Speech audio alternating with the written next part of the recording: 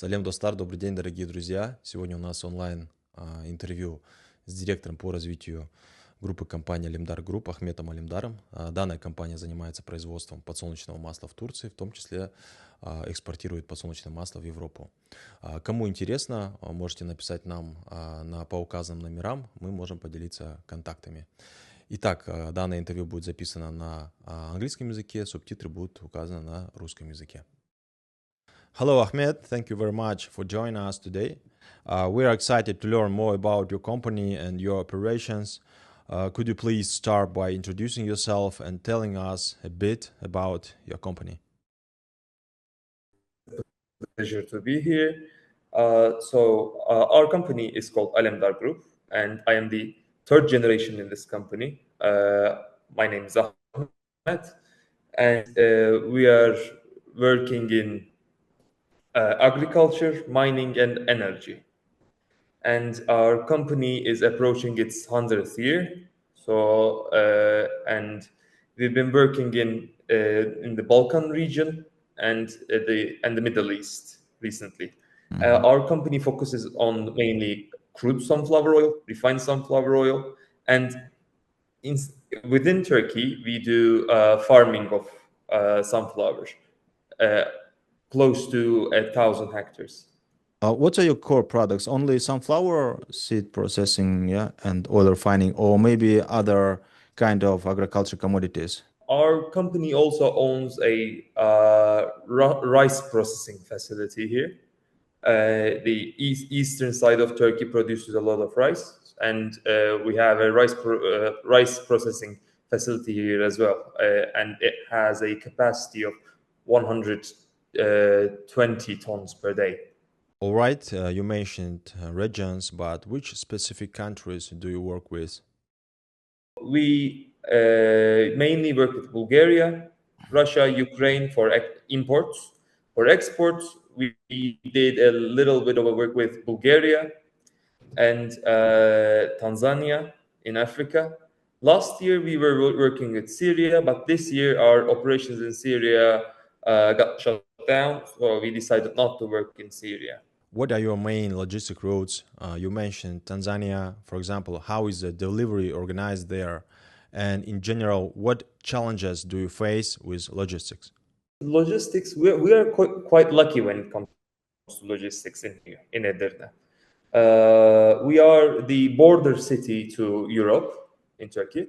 So the European side is easily manageable. Apart from that, we are close to two major ports in Turkey. And we did those off-continent shipments through those ports. One of the main ports is called Tekirdağ port, and Tekirdağ port was mainly used for those operations.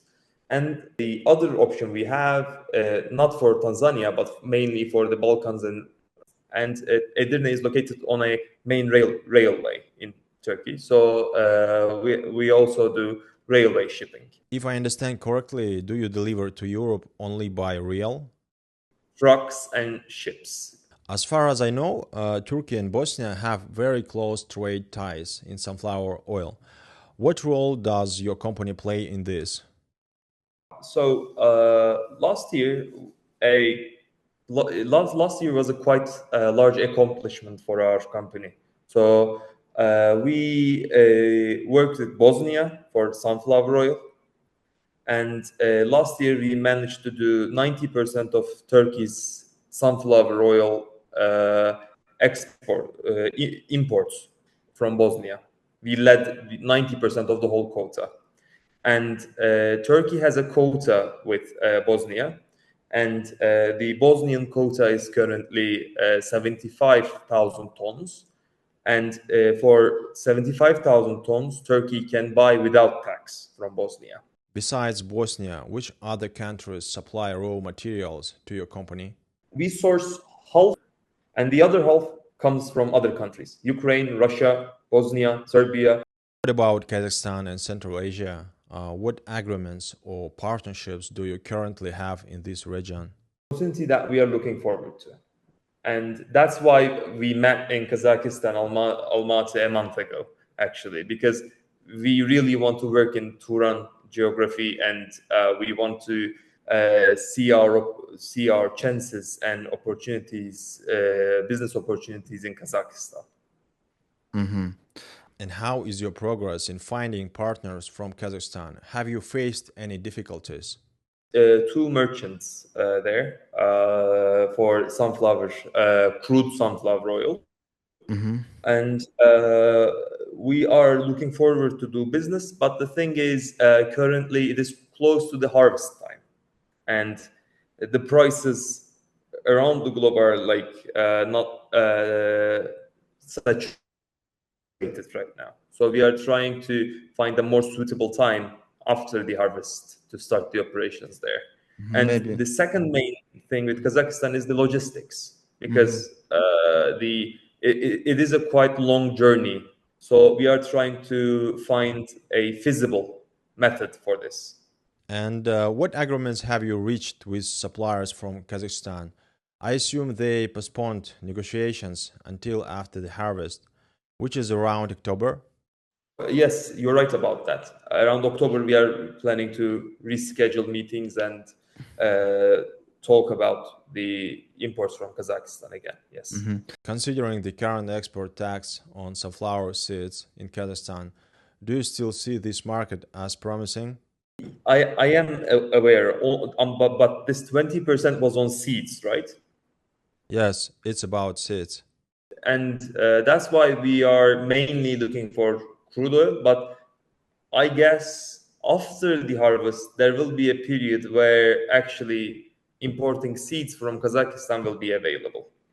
So we have discussed the situation with sunflower oil in your region, as well as the potential procurement from Kazakhstan.